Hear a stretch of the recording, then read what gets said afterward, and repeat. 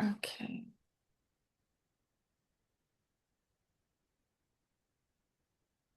Okay. So, first of all, I would just like to welcome everyone here to this evening, afternoon, morning, depending on where you are. My name is Shari Grant, and I am the governor of Soroptimist International Western Canada region. And I am speaking from the traditional and unceded territories of the Coast Salish First Nations, which includes the shared traditional territories of the Kwikwetlem, Tsleil-Waututh, Katsi, Musqueam, Squamish nations. Many of you on this call today are joining us from traditional territories, both treated and unceded, of many Indigenous peoples. As we begin our work today, let us acknowledge and respect the Indigenous peoples of all the lands on which we have a presence. Let us reaffirm our commitment and responsibility to the protection of the land which we each call home.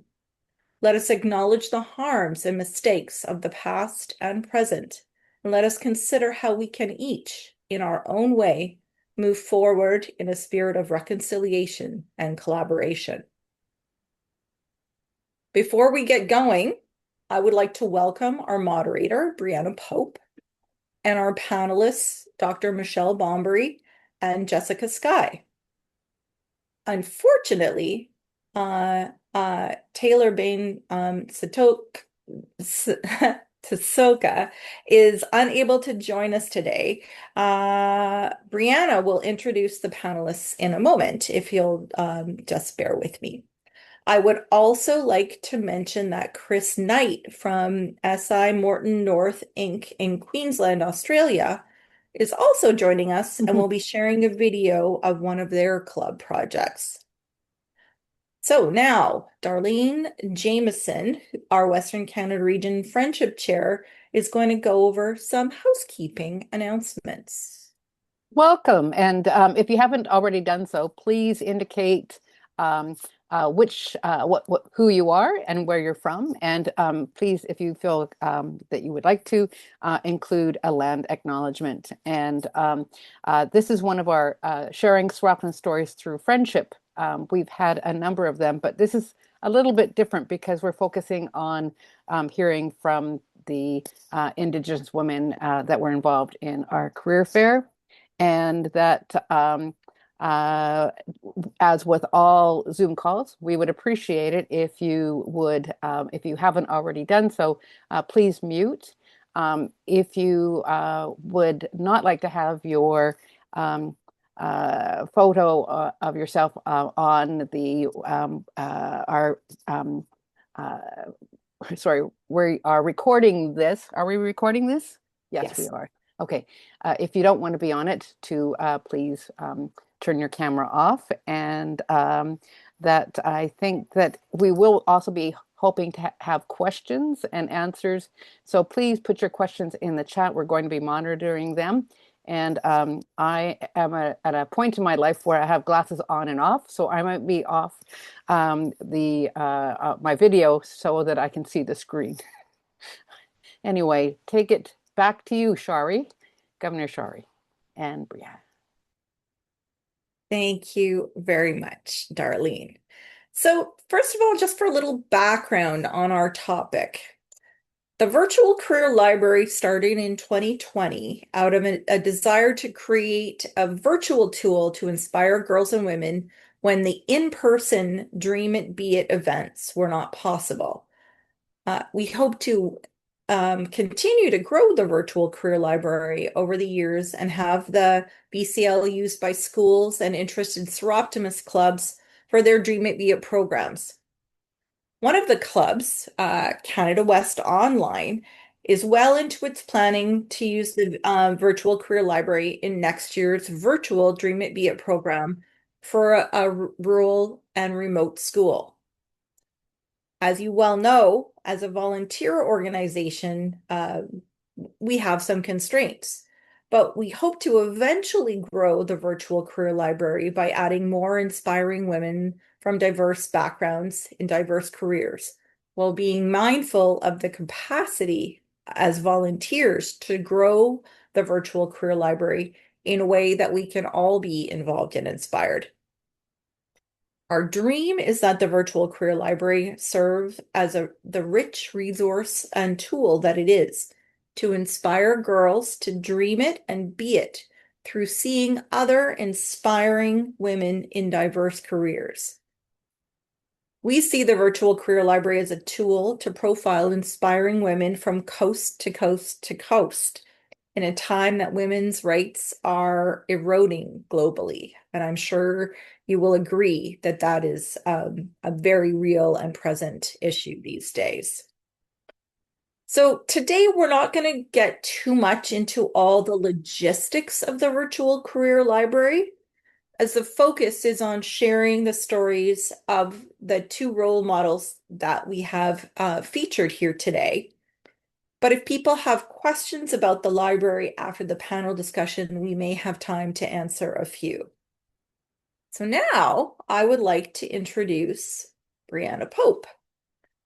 Brianna is a grade 12 student from Williams Lake, British Columbia, as well as a member of the Swaham Haiklam First Nation of the Secwepemc Nation. Her community, known as Dog Creek, Canoe Creek, is located approximately 1.5 hours south of Williams Lake in north central British Columbia. Despite living off reserve, Brianna understands the importance of remaining connected to her home community and does this both through visiting regularly and being an advocate for Indigenous peoples. Because of her strong interest in science and medicine, in combination with her desire to better the lives of Indigenous people, Brianna has explored how she can integrate Indigenous ways of knowing and being into more westernized ways of medicine. Brianna wanted to provide other Indigenous girls with role models in a safe virtual space in which they can see parts of their own lives and themselves in it, and see that despite certain challenges, they will be able to find a career in which they can thrive. Thus, Brianna felt keen to take a summer position with Canada West Online Soroptimists, where she was able to do exactly that through the virtual career library. So, Brianna, could you tell us a little bit more about yourself and your role with the virtual career library? Yeah, for sure. Thank you, Governor Shari, for that nice introduction. So, hi everyone, my name's Brianna. Um, and I guess just to summarize my interests in sort of my Indigenous identity, I've been able to design two separate independent studies fitting into the BC curriculum to sort of um, look at Indigenous health, the social determinants, and that's really what got me sort of interested in understanding more about that and kind of shaping where I want to go in the future. But a key part to my success in these independent studies were the people who gave their time to me, whether it was my mentors or my role models, and many of whom were Indigenous women, where I could see parts of my own life in, and I felt inspired by their stories. And so when I was approached with the opportunity to give this back to other Indigenous girls and youth like myself. In particular, I was really keen to do that and really excited to do that through the virtual career library. And yeah, so just a little bit more about me is I guess I would just categorize myself as a lifelong learner. And some of my hobbies include I like paddleboarding, hanging out with my friends and family, traveling, and really I just wanted to emphasize the importance of making good connections through the virtual career library. Brilliant. Thank you. Um, so Brianna, I just had a couple more questions for you about your experiences.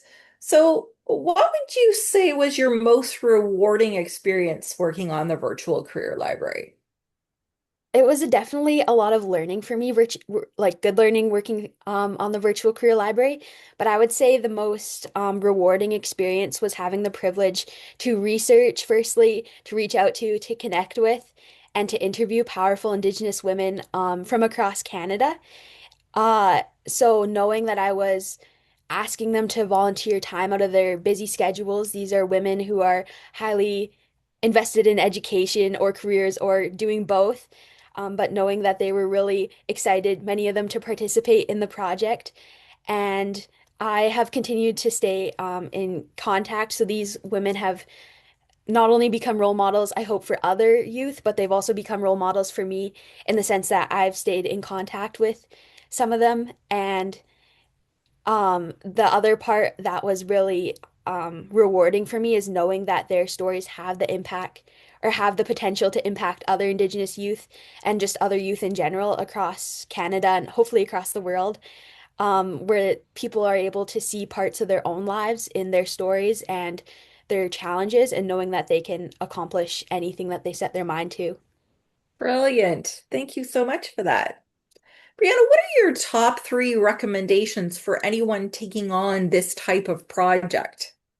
Yeah, I think there's lots of different things to consider when taking on a project such as this, but um, to my top three, my first one is the importance of having a clear project plan. So prior to the beginning of work, setting up clear goals and kind of defining what the outcome of the project will be. I think that's a key important thing.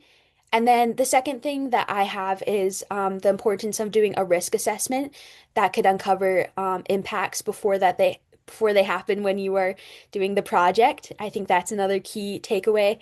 And then my final one would be to gather stakeholder feedback either prior to the project or during the project. And this would be for, in terms of the virtual career library, the aspect that I was working on would be gathering feedback from Indigenous youth that are going to be utilizing the platform. Brilliant. That's really good um, ideas for sure. I think I really appreciate those recommendations. And then finally, what are your dreams for the virtual career library being used coast to coast to coast? Yeah, my dream for the virtual career library being utilized, say, across Canada is having the website distributed. In particular, I think about my own community. Um, being the website being given to education coordinators to sort of spread around that community and in schools, things like that, as well as hopefully it being shared across social media as that can be a powerful tool of sharing it amongst youth who can utilize the platform. And then also, I think it'd be great for it to be used, continue to be used as a platform. For Soroptimist members to further their understandings of Indigenous women's lives in Canada. Brilliant. That's great. Well, thank you very much for those great insights, Brianna. Now I'm going to turn it over just to you, and you can take it from here. All right. Yes. So we have joining us today two of the Indigenous women that I had the privilege to interview. So firstly, I'll introduce Jessa Sky. So Jessa Sky is a singer-songwriter. She's Métis and Cree from Treaty 6 territory, and Jessa was one of the first women who I reached out to, and actually my first interview that I ever did. And she'll probably say I was really nervous the first time. It was really an intimidating thing going in, not knowing from all the aspects of meeting a new person to totally new job. It was pretty scary, but Jessa was super awesome and she has some great insight that I think will be awesome for any young Indigenous youth or any youth wanting to go into singing or songwriting. So I'm really excited to have her here today.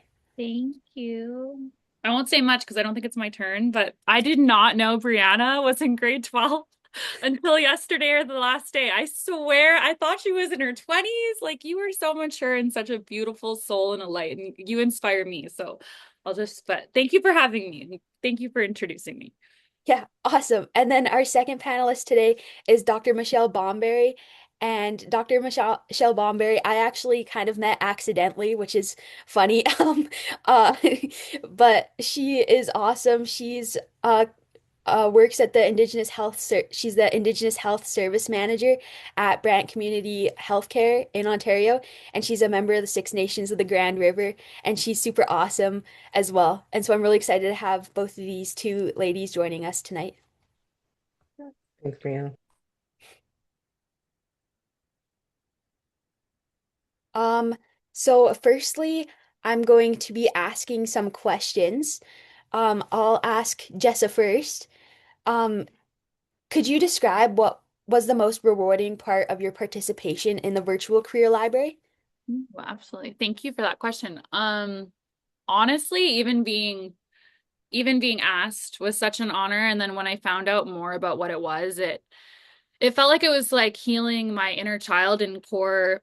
Like when I was a little kid, I didn't have that. I didn't have an identity in my Indigenous community. I'm a first gen survivor of residential school. So I felt very lost growing up and not knowing who I was because, I didn't belong here and I didn't belong here. And so it was it was healing, but it was also really validating knowing that I'm not the only one going through that emotion or that feeling or that experience. And so the fact that there is access that I didn't have. And so just seeing that, like the trajectory of the future is going in the right direction. Sometimes it takes a bit longer, but the fact that a little girl will be able to have access to this, somewhere where she wouldn't, and then where she can see someone that looks like her that's been through similar things, because that is so imperatively huge growing up and having someone to look up to. And if you don't have that in your family, then at least it's through this. So it's just, I'm so hopeful for it. And it was such an honor to be a part of it. So thank you. Yeah, awesome. And Dr. Bomberry, same question. What was the most rewarding part of your participation in the virtual career library? Okay, thank you for the question. And before I start, you can call me Michelle. Um, again, the whole doctor is relatively new. I defended this summer, and so I have to get used to that. But yeah, you can call me Michelle. And before I start, I want to say Nyawa, so that's thank you in my language for the land acknowledgement. And I really want to say that connection is really what I truly believe humbles me. And so I appreciate how the opening was done in connecting us and respecting the land. And with that, I want to also extend Nyawa to Brianna for finding me. I always say I'm very fate driven. And the fact you found me and here I am speaking, there was a reason why we connected. And so Nyawa for that. And so for me, the most rewarding part of the whole project has been um, me being able to share my story. I'm, from Six Nations. It's the biggest First Nation in Canada. And so we have a large population. And when I first started my career 20 years ago, I I worked in policing and I would see the worst of the worst. And I'm like, you know what? You know, I know our history, I understand the traumas and I understand the grief, but we have to take that in, own it, and be that change. And so when you ask me about, okay, would you share your story? I'm like, yeah, because I want to inspire others. I worked in professions where that's exactly what I do. I've always worked in a leadership capacity and being able to, on a national scale, influence young people and not specific to girls, but I've looked always try to inspire our young people. And for me, that is truly who we are as Ongohoe. So that's the original people. That's our word in the Cayuga language. I try to inspire Ongohoe people because that's how we used to do things is share stories and we built relationships. And so that's what I want to be able to share my struggles and my triumphs in my career and know that we all go through it. And it's what happens. And that's what brings the beauty of learning and developing oneself. And so if I can share my story and inspire others, mentor others as they grow through their career, I'll definitely do that. Yeah, that's awesome. Thank you, Michelle. I think you really encapsulated the whole idea of the virtual career library through your answer there. So that's awesome. I'll switch it up. Michelle, will you answer this question next? Please. The question is that both of your interviews were very thought-provoking. You left definitely me as the person who was interviewing you thinking lots, but I'm sure anyone who watches your video will leave thinking about their own lives and in relation to what you guys shared. But could you kind of talk about what's your perspective on the importance of the virtual career library for young Indigenous women? Definitely. So the importance I feel is we always need to highlight the great work that we're doing.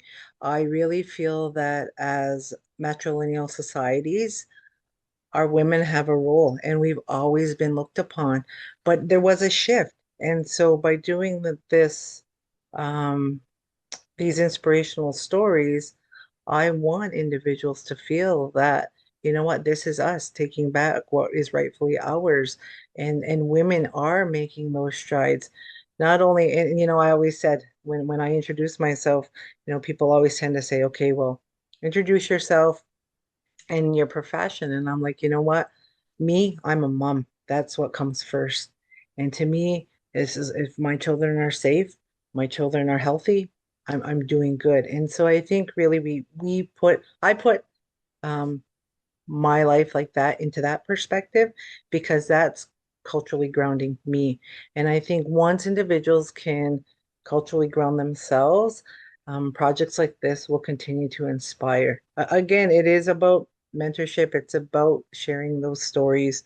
Um, I wanted to also say as I grew up, I was inspired by many people, one being my grandma. I spent many years with my grandma and my aunties, and so they are the ones who have been, the ones that worked. They worked in healthcare, and they're still working in healthcare. My mom, she's always been there and told me how to, taught me our teachings, and so for me, it has been the women who have encouraged me, influenced me. And for me, that's what I want to continue to do, not only for my family, um, but for community and for all those who are listening. Awesome. Thank you. And Jessa, the same question. What is your perspective on the importance of the virtual career library for Indigenous women and girls? For me, also, oh my gosh, Michelle, that was so good. Thank you. I was getting a little emotional. I'm just like, I'm in therapy right now, and I'm like a little emotional. But anyways, um, all I know is how to share is my life experience, and that's the only thing I can do authentically and truly to like my soul and my mind and my body and my spirit. And so I want the person or whoever watches this virtual career library, which again I think is in something incredible, and I hope it's one of many, because it's needed, but I can only share my story. And I think by being so vulnerable, and it's so interesting because people will say, "Oh, it's so you're so brave to be vulnerable." And for me, I there was a time where I thought I was worth nothing or the things I experienced. I remember being so shy, that shy little native girl that I didn't know I had, a right to say yes or no or things like that. So as I've grown along on my journey, I have made so many mistakes. I've been through so much pain.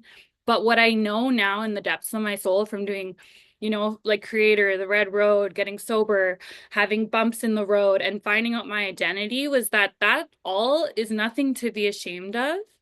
And then it's actually my power if I allow it, because now I just turned 30, but like I still feel so young, but it's also like I know who I am and no one can tell me who I am and who I am not. And I don't want that little girl watching, or if I talk about a lot openly and bravely because I've walked it and it's my story and it's nothing to be ashamed of. And so I want the people watching and the little girls especially to find strength in the things that they might feel ashamed of or might yet be walking through, that they don't really know how to process those things. And I love being a woman, I love being the underdog. I love proving people wrong. And I think women are incredible. I haven't always had the best relationship with women. I'm a retired social worker. I do music full time now. but kids are my purpose, children and youth. Like they are so beautiful. I like them more than adults. And I just love to show them that, like, they're so resilient and so unconditionally loving and they have so much to offer.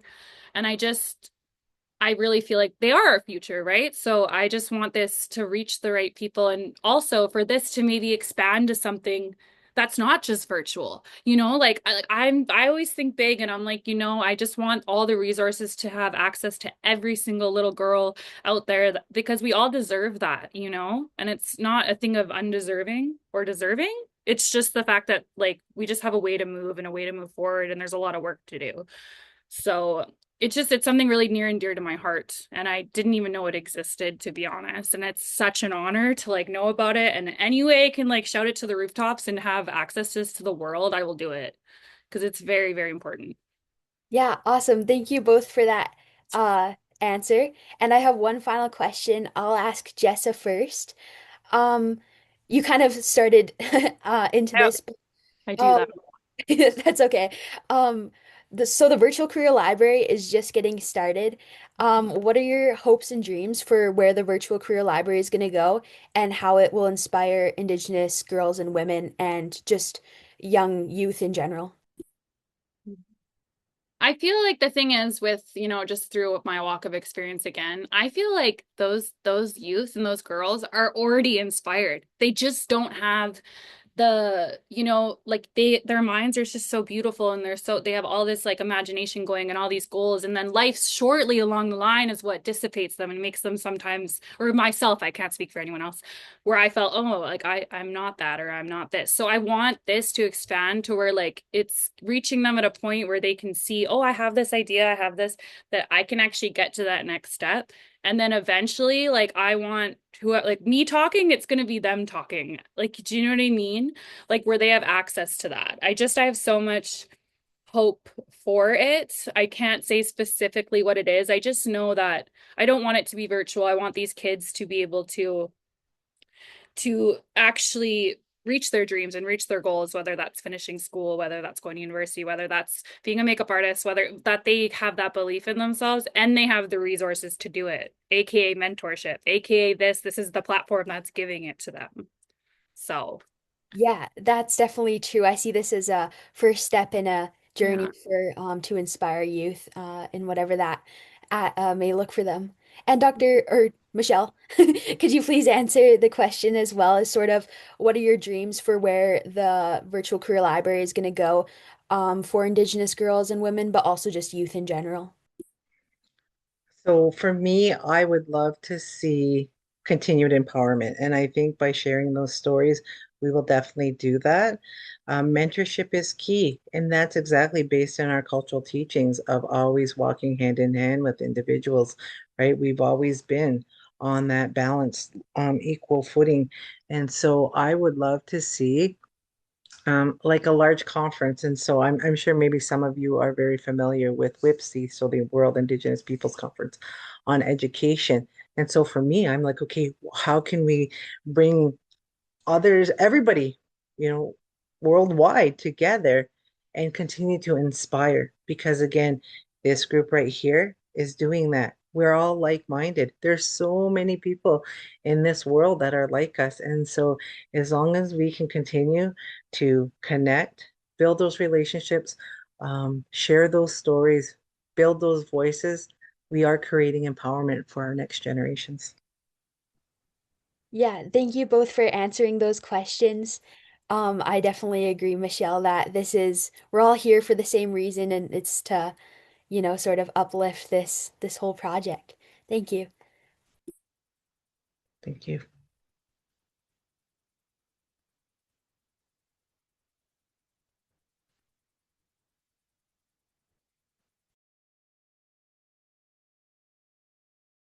Governor Shar, you were on mute. Sorry. I was just saying that was really amazing, Brianna. Thank you so much for the great interview, and thank you so much to Michelle and Jessa for your answers. That was fantastic. I just had a couple of other questions that are a little bit more specific about um, your actual interviews that you did on the virtual career library. I know not everybody here will have seen them yet, but there were a couple of things that really struck me. And so, Michelle, I just wanted to ask you at the end of your interview, you say always have a backup plan. And in listening to the interviews of all three panelists that we were supposed to have, including Taylor, none of you were working in careers that are directly linked to what you went to school for. But you all have exciting, rewarding careers. So, what of all the twists and turns and backup plans in your education and career journeys taught you about yourself? Okay. So yes, my actual vision when I was young, I was inspired by my grade 5 teacher actually, and she had said, if this is what you like, I wanted to be a forensic pathologist, and so that's exactly my goal. Unfortunately, I never got there, um, but I took the other route and went through and did my doctorate.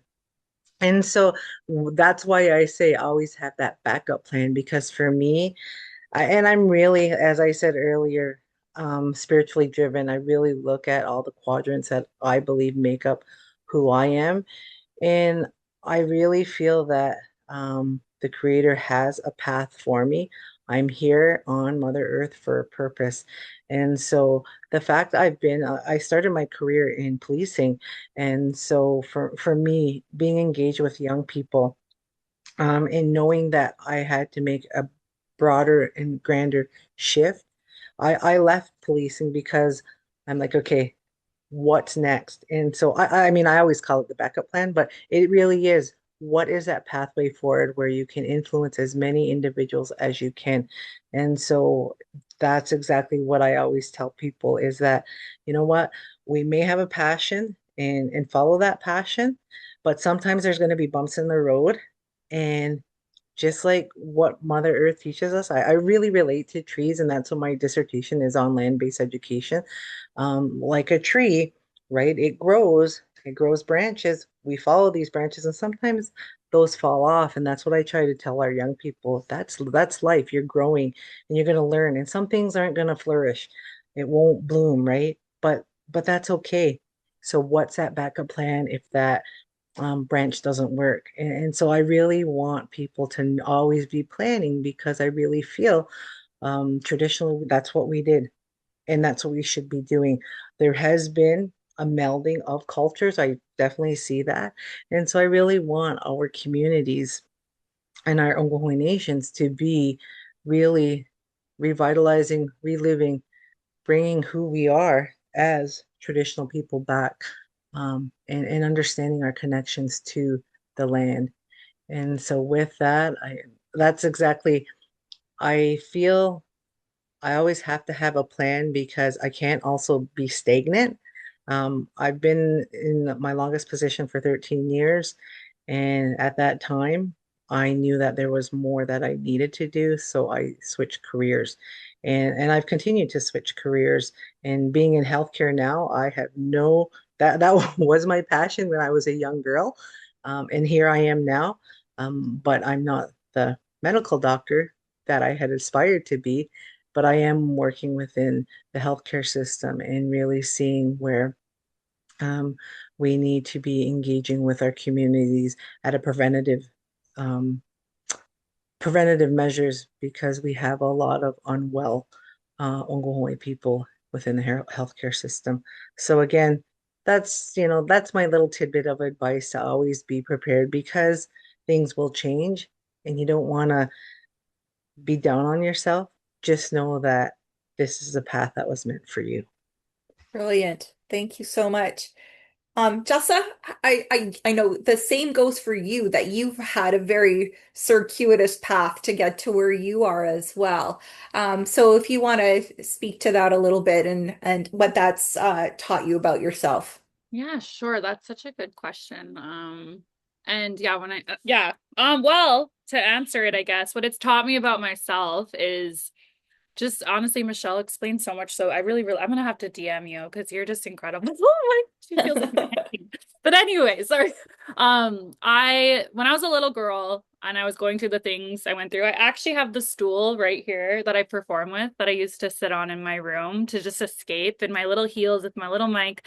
I still perform with that on stage, but I never thought it would happen. I never thought I would be where I am today. And along the way, I was a social worker, I was a surgical assistant, I was a medical assistant, got offered a correctional peace officer job. Like I've done so many things, and like it was mentioned, sometimes things don't work out. And at the same time, I believe creator turns everything for good if you allow it.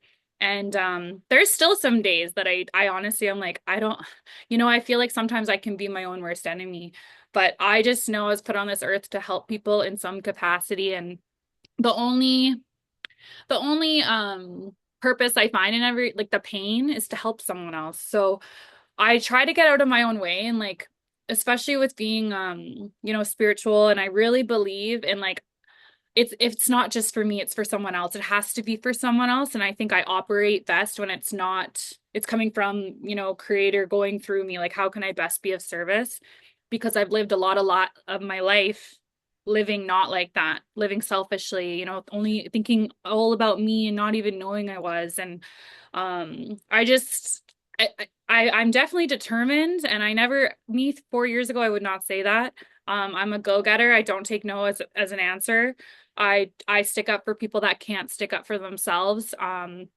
I think we all can win, and I really speak that into the youth. If I go traveling to speak to the youth, or I get to be with the youth that I have in this community where I'm at now, is that it's a choice. It's a choice. You can't control what happens to you, but it's a choice if you're going to let it empower you.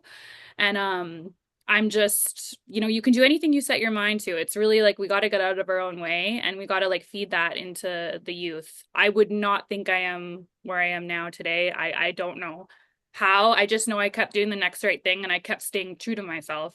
And I think boundaries too. I don't allow things to happen to me anymore that aren't acceptable, especially as an Indigenous young woman.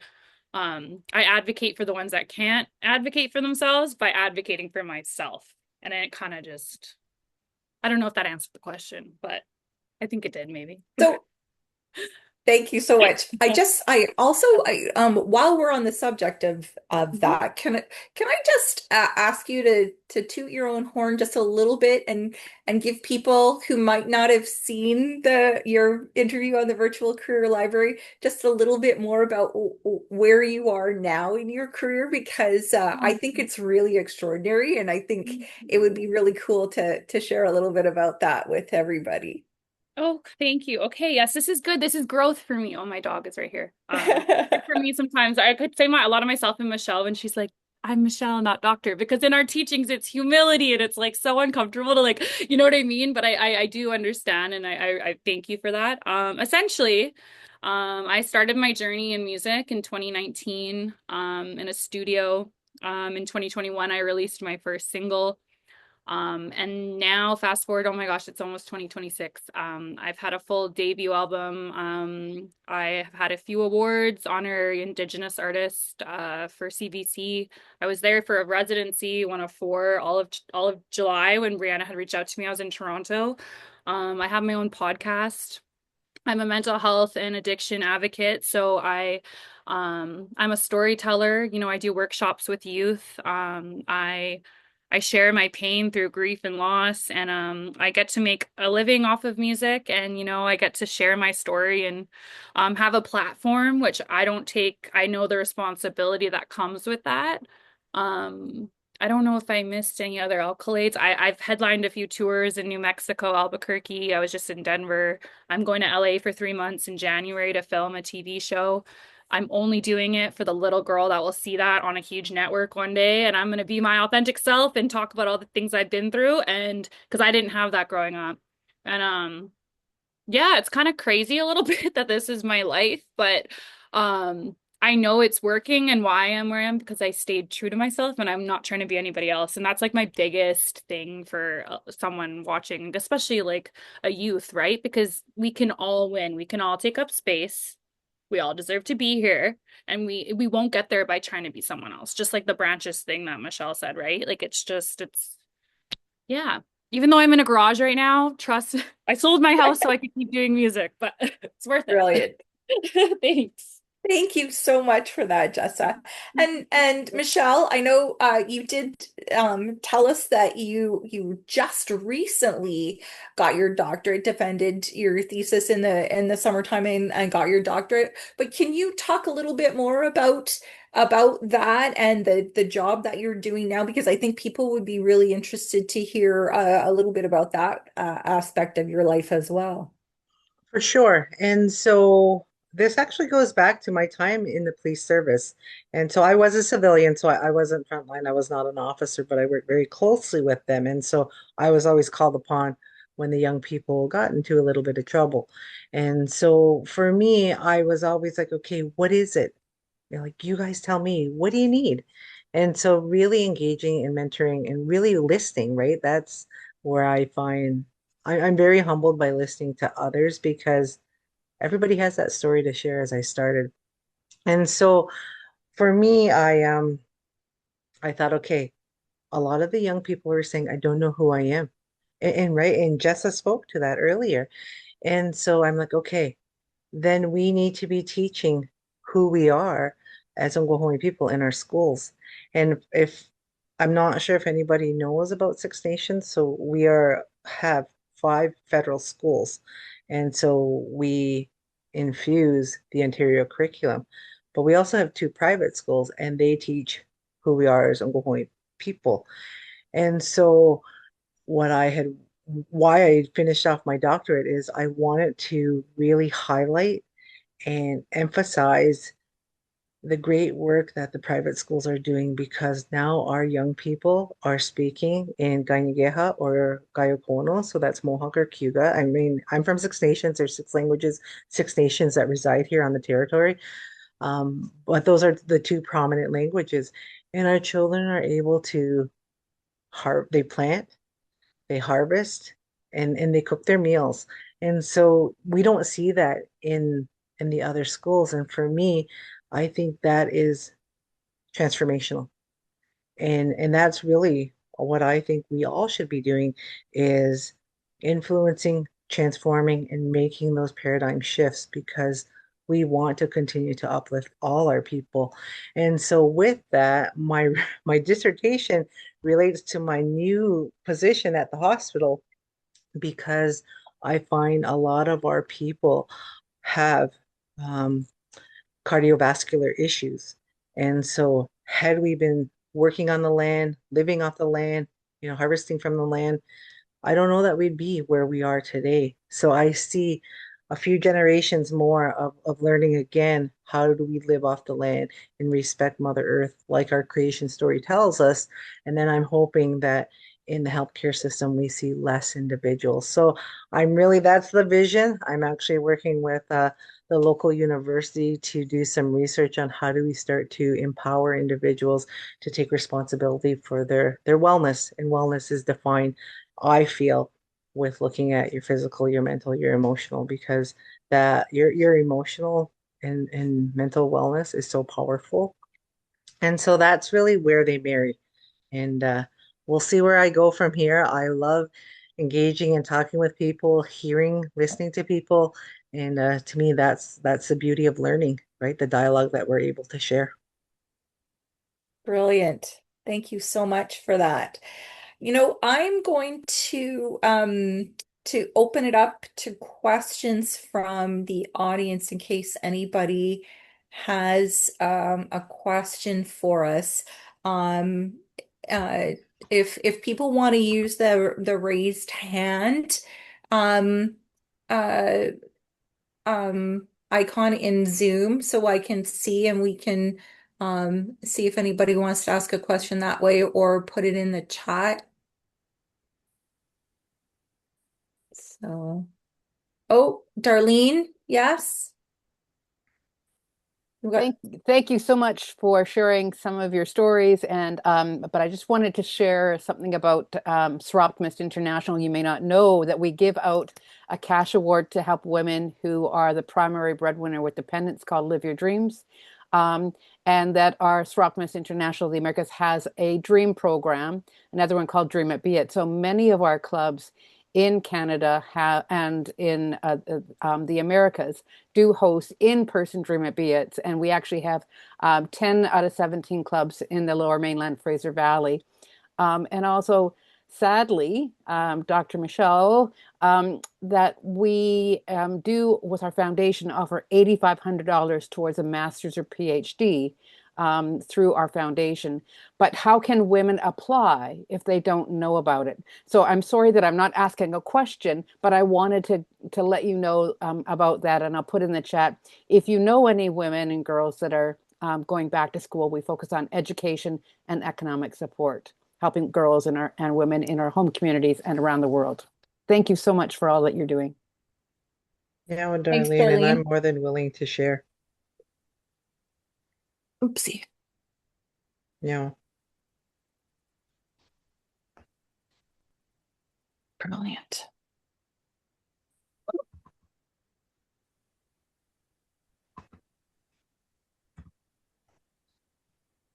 Oops. Sorry, folks. Governor Shari, I think you have Cheryl wanting to ask a question with her raised hand. Yeah, I see that. Cheryl, go ahead. Hear me now? Yeah, you're a little quiet, but Okay, good. okay. What I am impressed about is these that the Mohawk language and the other language you spoke about, it's the children are learning to speak it. Because I've heard often the fear is that the Indigenous languages are being lost and that the younger children aren't learning how to speak them. But also, what a wonderful thing that they can speak their native language, or because then they can speak to their elders and hear of their life experiences. And as we know from Soroptimist stories, stories are what resonate with people, and they remember hearing a story, and they can remember the detail of the story and how they felt and share it with others. It's just so much more robust as opposed to reading about an event. So you've made me happy to hear that. Thank you for sharing that. And thank you, Cheryl, for your comment. So at the school, we really look at, and I've actually sit on their leadership circle now. And so even though I've done my research, really wanted to give back. And that's really, I think, well, I know the reciprocity is always there. And I really want to teach people about, there is that balance. There's always balance in life. And so for me, I'm really humbled to see that we have a wampum ceremony, and our young people are actually leading the dances, the Okay. ceremonies. And so for me, I'm very optimistic that we will be able to really bring back our languages and ceremonies like we once had. Brilliant. Thank you. Hannah Edwards, I think you have a question.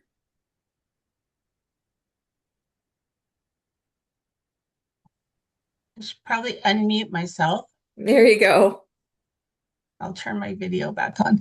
I just wanted to just say that some of our most successful Divi programs have actually been run in conjunction and partnership with Soroptimist of Grand Erie and the Six Nations of the Grand River. So I was really happy to see Michelle and hear the stories of some of the things that you're doing on your territory. But in Eastern Canada, we're pretty familiar in Soroptimist with your Six Nations folks, and it's always wonderful to be in community with you. So thank you Thank you, for being Hannah. here. Thank you, Nyawa, very much for sharing that. Uh, Catherine Pincus. Okay. Hello. Can you hear me? Yeah. Can you hear me? Okay. So I'm with the Founders Club from Oakland, California, and I'm responsible for the Friendship Club. But I am also very interested in this PhD academic funding. And I ask you a question because I have started to find the women who have gotten educational money or support from Soroptimists who use that for their education produce tenfold in terms of human services. What I had seen in other kinds of groups. And that made me very curious about perhaps getting together people who are involved in education to be like-minded and to think about what we can do with this tenfold principle to help Indigenous people and others because if they come through this power, the power of money to produce the energy. So it's like if you get the gift, you can give the gift back. And as you give it back, it multiplies. So I don't know if that's something we can consider, we meaning the greater we, whoever we are, we walk through the door, right? I find that the way it works is that a door opens and I walk through to see if I can help. I don't know if that's the analogy. That's the analogy I use. That's how I find my way. I did my PhD when I was 60. I am now 78 years old. And it turned out to be not at all what I thought. What it did was it taught me it was my calling card. And that people came to me and they said, "Oh my gosh, okay, if you can do it, then my mother can. Would you talk to my mother? She wants to go back to school." That kind of thing, right? But I'm only bringing this up to you all because I see the power and I see the light that comes in this kind of work. And so I'm thinking that maybe we can consider at some point getting together the people who work in the fields of service and education who have been touched, let's say, touched by our group, if we could bring them together to a conference to help bring that we got and return it. Brilliant. Thank you, Catherine. Appreciate it. You're welcome. Suzanne Heron, you're next. Thank you, Governor Shari. I have a question for Jessa and Michelle, and actually Brianna as well, because you're all amazing Indigenous women. So Brianna has a huge list of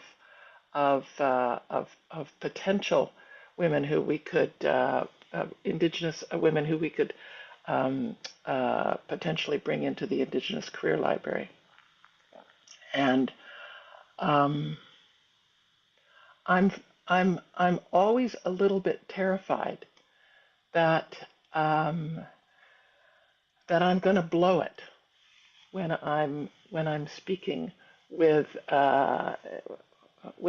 well, yeah, when I'm in an Indigenous community or speaking with Indigenous women or anyone. I had a shocking experience for me. It was many years ago, and the Ontario government had put together a conference on violence against women, and so I was the president of the board of an organization, so I went along with our executive director, and the whole thing, it blew up on the last day, and all of the Indigenous women were livid and they left, and I can't remember the what the trigger was, but I just remember I remember scuttling along after one of the women and saying, um, don't we share anything at all?" And she looked at me really harshly, and she said, "We bleed." And then she turned on and just went on really fast, and it sat me back on my pins for years, and so I guess. And I mean, I know I've made mistakes. My husband Dolph told me about telling a young Indigenous man's grandfather that he just wanted to help his grandson, and the man he said, "I don't want you to help him. I want you to walk with him." And so that was a real learning for Dolph, and I've taken that as well. So, what do I do when I screw up?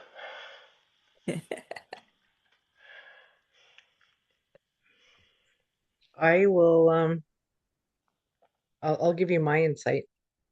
Um, and I really appreciate you coming forward. And honestly, it's happened many times, right? And so for me, what I always encourage individuals is to have that individual, that ally that you can bounce ideas off so that you know what the temperature is of the room, you know what's happening, and really be cognizant of what's happening in those communities or within the nation or the region that you're in.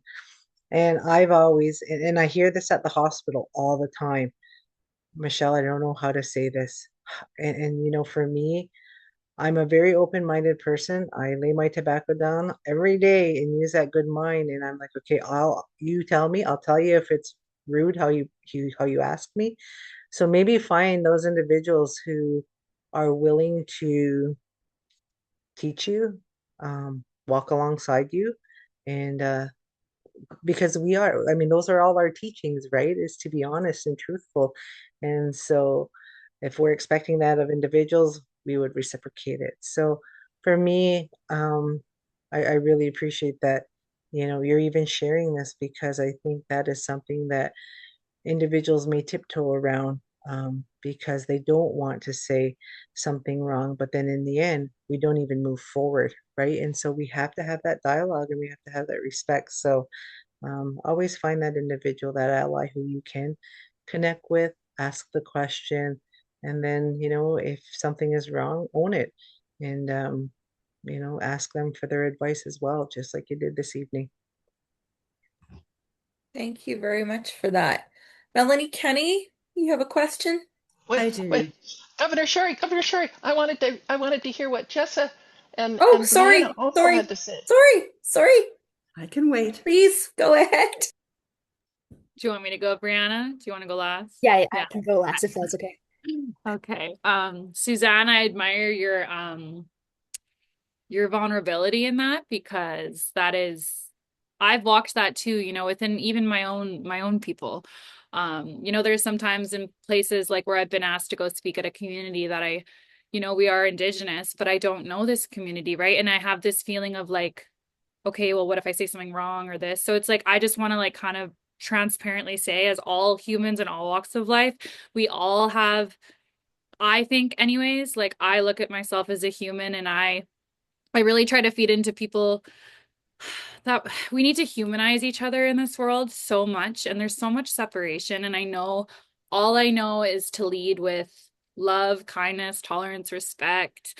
And not all times can I do that. I absolutely have not been able to do that at times. And I was the person that instead of lashing out, I would internalize it all. And then that's when I would put it as my identity.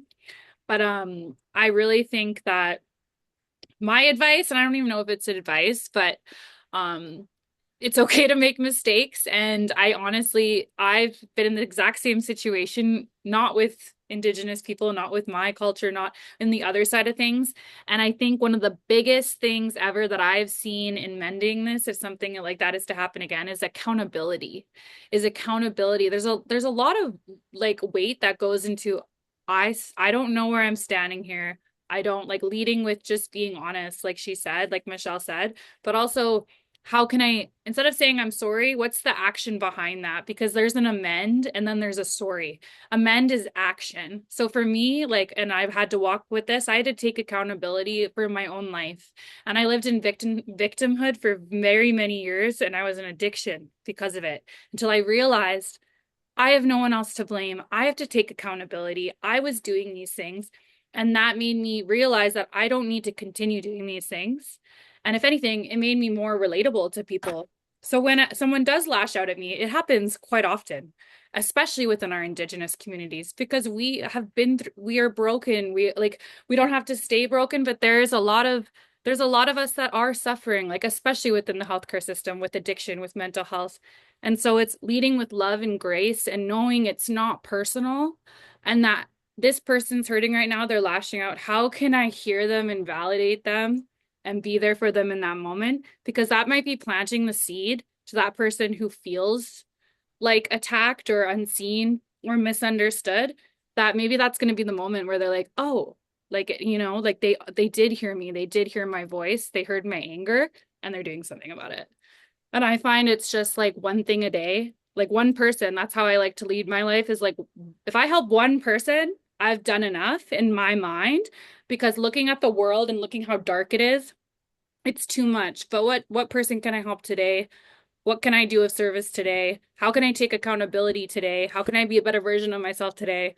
And it's just, I found it's been, that's why I am where I am in like the short period of time, because I stopped looking at it so like, I'm just a human, you're a human, and how can we connect and not separate? So I think you're amazing. Thank you for sharing that, because it actually validates situations I've been through, going through like the opposite side. So it's really beautiful. So thank you. Um, Can I, before Brianna goes, can I just say, Jessa, I just love that last comment that you made about I'm a human, you're a human, let's connect. I thought that was really brilliant. So thank you for sharing that. And Brianna, if you would like to offer your perspective on this, that would be great. Yeah, for sure. That was quite a thought-provoking question when Suzanne was telling her story. My mind sort of just started thinking about what my answer would be, which, funny enough, is a combination of Michelle's answer and Jess's answer. So I know, just speaking from personal experience, I think, sort of to answer Suzanne's question, it's always for me coming from a perspective of always asking the question and always asking for clarification.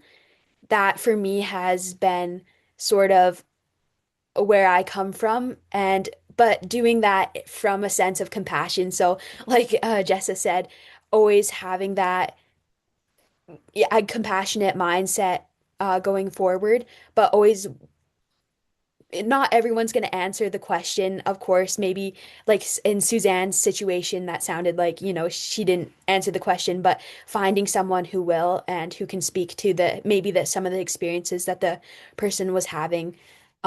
Yeah, that was my perspective, is just always coming from a place of compassion and trying not to come from a place of already having or not making an assumption of why maybe the person was coming with that sort of mindset. But asking questions and clarification is definitely, I think, one of the things that I try to lead with as well, just to not get scrambled up. That's great, Brianna. Thank you. That was very insightful. Um, Melanie, Kenny, sorry to take so long, but here we are. That's okay. It's absolutely fascinating to listen to you women, and I appreciate it immensely. So I'm on the Dream It Be It committee, and this year we're planning our spring Dream It Be It conference.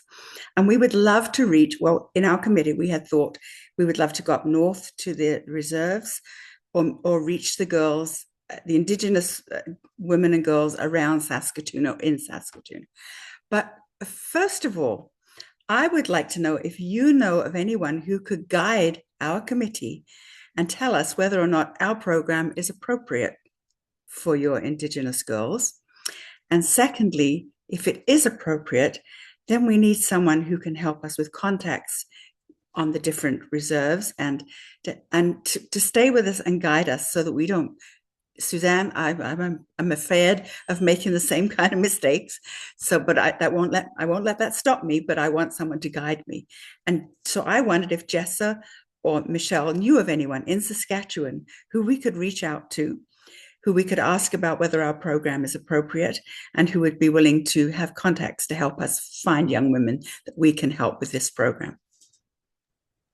I do know, not I mean, I've traveled across Saskatoon myself, and one of the other artists that I mentor, she goes and does workshops for youth there in Saskatoon. I can't say which reserves, but I definitely know a lot in Regina and Saskatoon area. But I can absolutely, if you send me an email or get my email, I can I have a lot of contacts, and I can reach you to them, and I can be that middle person and walk you alongside the way for you. Yeah. But yeah, there's a lot of communities that are always looking for, like that what when I hear about your whole program, obviously, but I will absolutely try my best to help you. I've been there quite a few times and traveled to some of the reserves there, but I can't say every single one. Obviously, there's a lot of us. So Thank you. I'll send you an email. Thank you very awesome. much. Yes, I You're appreciate that. welcome. Of course. And Melanie, I'd be more than happy to help too. My Oh, former boss is actually at the University of the First Nations University, and she oh, was a brilliant. former Okay. director of education, and so she has a lot of contacts. And we snap all the time. So just send me some info and I'll ask her. Thank you so much, both of you. Yeah. Appreciate listening to you.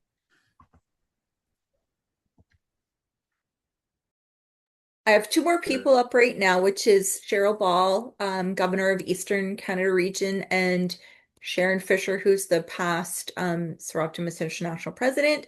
And after we're finished with those two, then we're going to go on to a little presentation from Chris Knight from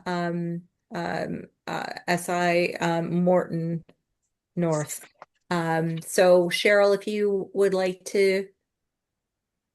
Okay, thank you. I was going to just say that the SI Thunder Bay Club was working with a group of Indigenous folks. These are girls who've come from the reserve, and they're women, and they have like maybe grade 8 education, and they live in an apartment overseen by Indigenous folks with children and with their child, and they're trying to pursue, finish up their education. And we were going to do a Dream It Be It program, but then the timing just didn't work out.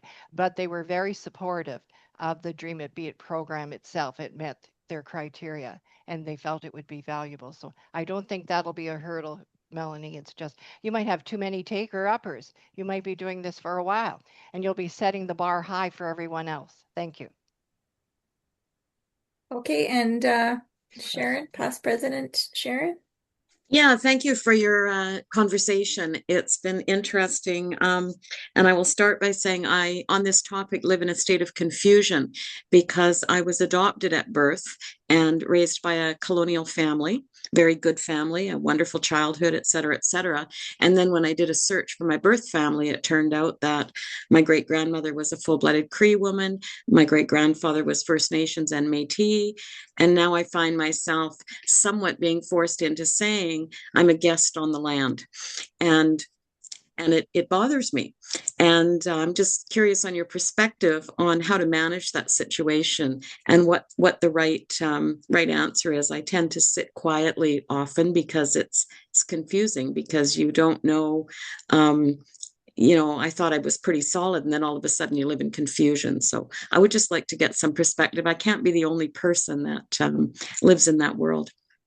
I did get my COVID shot a little bit earlier because of it, because I do qualify for some of the status, but on the Métis in particular. But I'm just curious.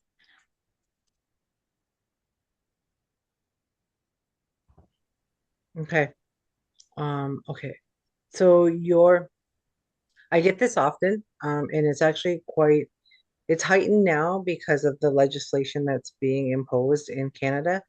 And so what I always suggest to individuals, if they know they have Ongohoe lineage, then there are the resources. I could actually help you do that to find who and those connections, because then you wouldn't be in that quandary of being adopted. You could actually see the lineage and your connection to who you are as a First Nation individual. So I can help you do that. I know that I do know it's from Poplar River, Manitoba, and I have spoken to and ironically, we go to the UN each year, and when it was rural women that were being addressed as a theme, Sheila Mitchell, the chief of that area, was there, so I connected with her and made the connection. But I'm just, it's just about these introductions so I sort of know I've done some lineage with it. I have located my birth family, et cetera, et cetera. And yeah. but I'm just curious on how to manage the rest of it. I always speak from the heart, and what your heart tells you is how Yeah. you introduce yourself. right? Yeah, it's And interesting. People presume that you're something. And I always say you should never presume because you don't really know who the person is unless you have the conversation. very true. Yeah. I would like to chime in on this. I know we're kind of running on short on time, but as someone who so crazy.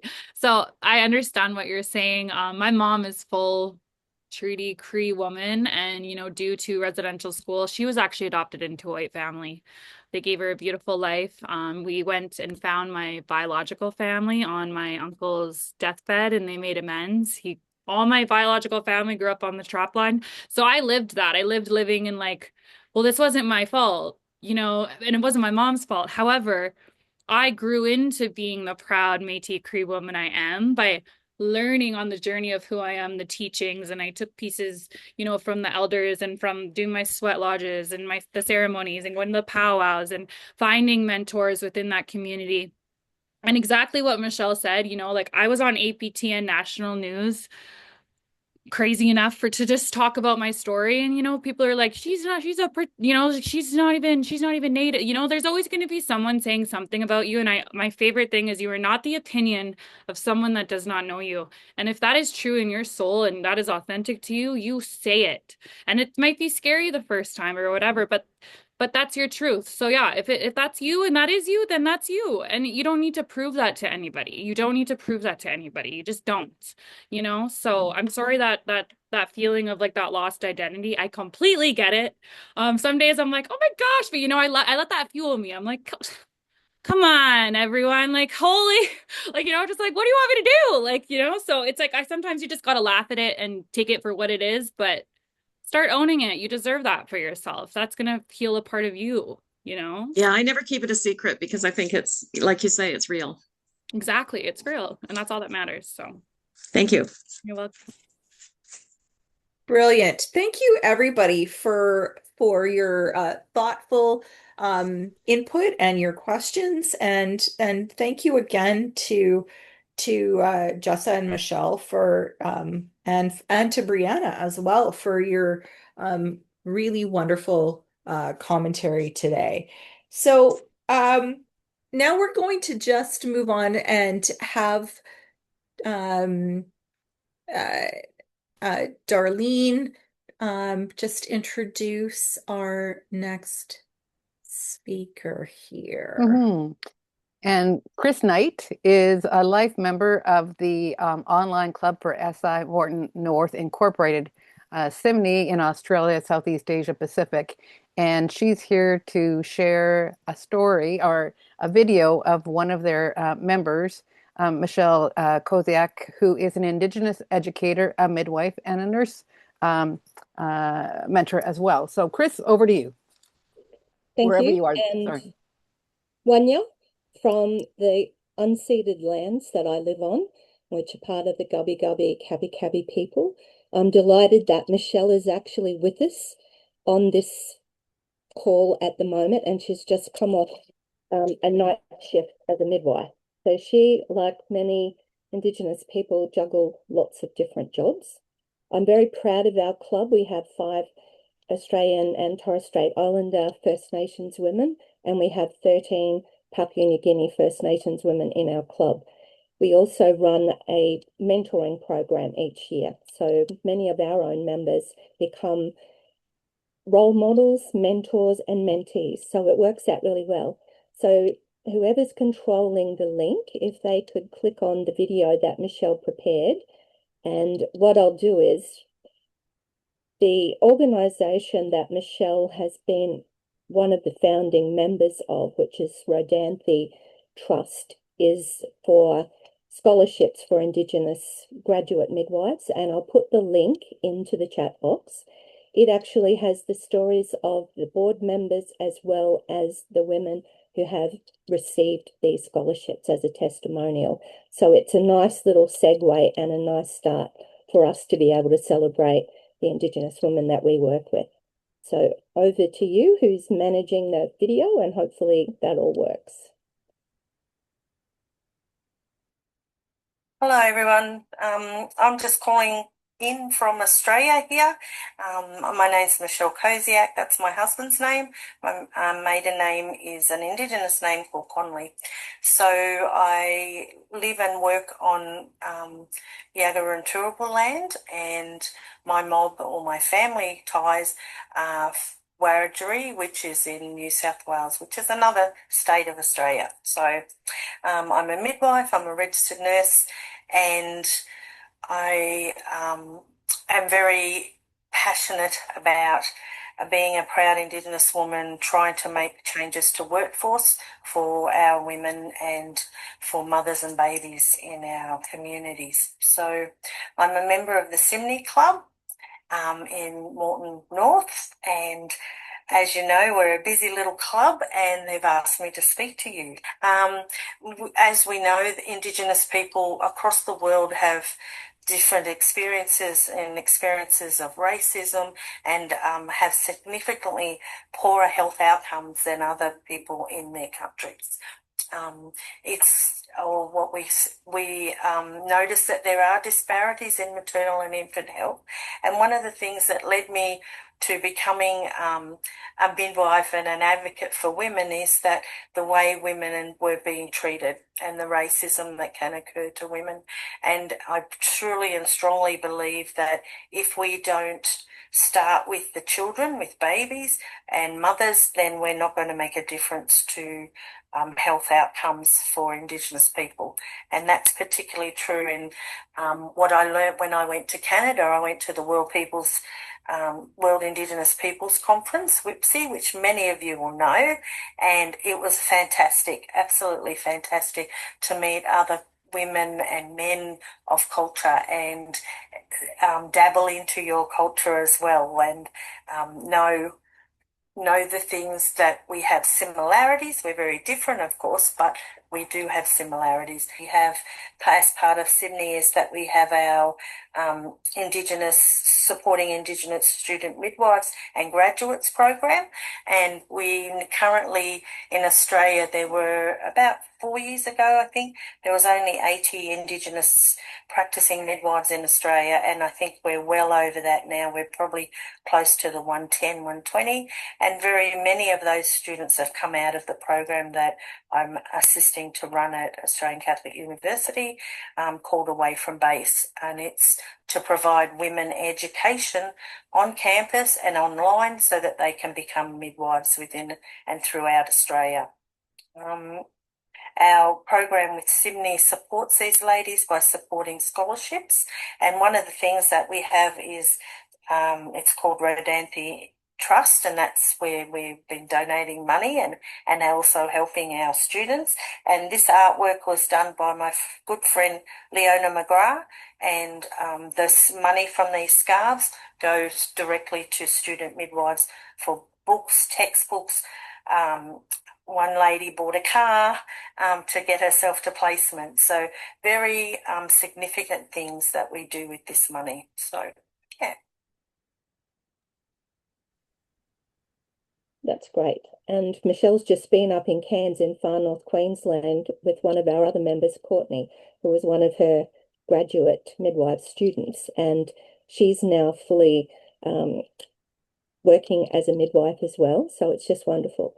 We'd like to extend our appreciation to be a part of this connection. I think global friendships are really important, and there's so much we all learn and continue to learn when we share. So from the members of Soroptimist International Moreton North, Inc., thank you very much for the invitation. Michelle is online if there was any questions, but from me, my gratitude, Gilbrook, and respect. Thank you. Thank you so much, Chris. Really appreciate it. Okay, so yeah, does anybody have any questions for Chris or Michelle? Oh, Suzanne? Yes, thank you, Governor Shari. Michelle and Chris, so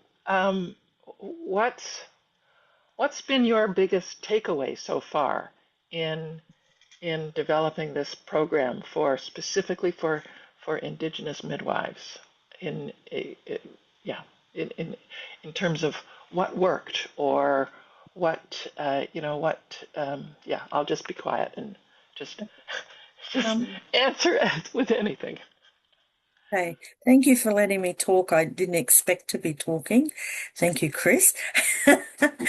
Um, I think the really big thing for me as an Indigenous woman is that women who come to our program do exactly what you've been talking about. They find their family, they find their connection, and we are their connection. So I think that really is what makes this program strong. And yeah, yeah.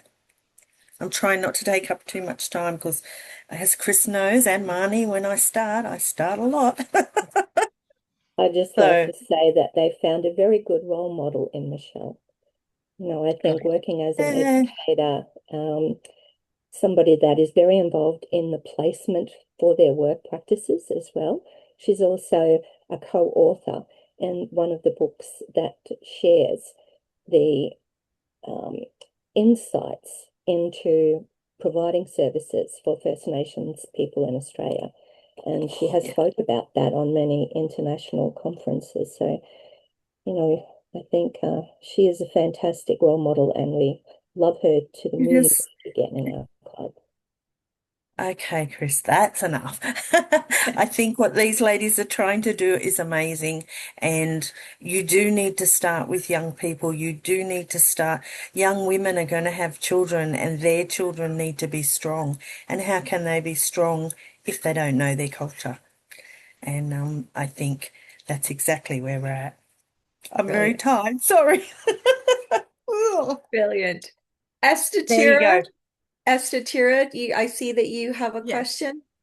Thank you very much for sharing that. I do have a quick question, and my question is, did you have any collaboration with the universities or colleges in terms of promoting the work that you do?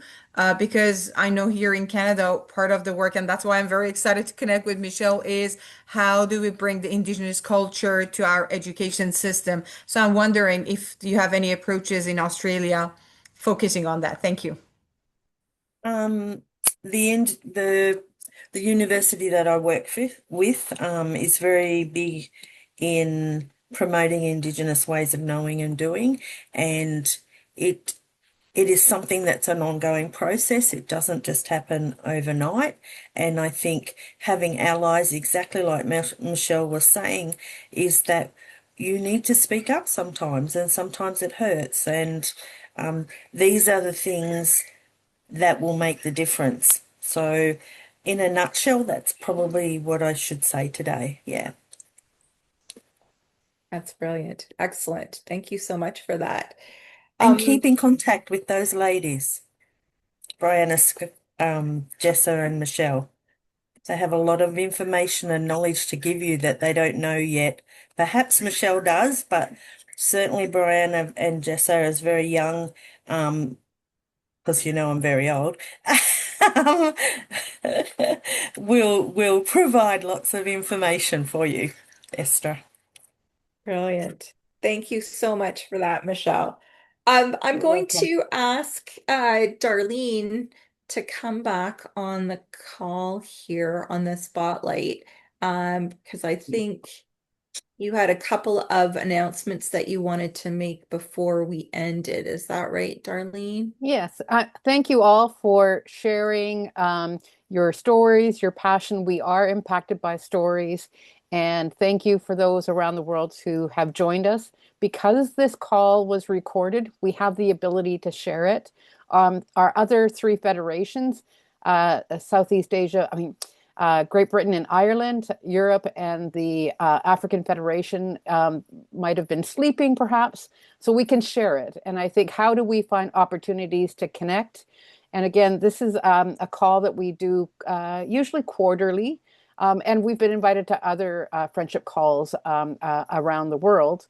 Our next one will be at the end of January, and it will be our fourth anniversary. And at our very first one, it was just weeks before the war broke out in Ukraine, and some of our one of our clubs, Edmonton, has a friendship link with Ukraine. So we try to connect with each other and share stories and help women and girls in our home communities and around the world. And again, I appreciate you all for coming, giving up of your time on a Friday or a Saturday. And thank you. Michelle is obviously a very good name because we have two Michelles. And certainly Jessa and Brianna, you have great names. And I wanted to thank Katrina and Suzanne, who are part of the Virtual Career Library, and also Chris. So thank you all for coming. And we will, I see that there's something else that is being shared as well. And I hope that there'll be an opportunity connect with each other and continue to share this story, the Virtual Career Library, and other opportunities to share your amazing work. Thank you so very much. Thank you so much for coming. Thank you, Darlene, and thank you so much to our amazing panelists. We really appreciate Jessa and Dr. Michelle and Michelle Koziak and Chris Knight. And of course, Brianna, you did such an amazing job collecting all the interviews for the Virtual Career Library. We're so proud of you and all the work that you have done for this project. So again, thank you to everyone, and I wish you good afternoon, good evening, good morning, whatever time it is where you are. And thank you all again so much. We really appreciate it. And hopefully we'll see you again on the next friendship call in January. Governor Shari, could we maybe stay on for another 10 minutes if people would like to just chat for a little bit? Would that be okay for those? You're welcome to leave. I think the official program is over, but can we stay on for another 5 or 10 minutes? Just if anybody who wishes to is more than welcome to. We'll yes. call this the end of the official part, and I'll stop the recording. Okay? Perfect. Thank you so much. Thank you. Okay. Governor Shari, thank you very much for having us from New South Wales. It is You're great. very, very welcome.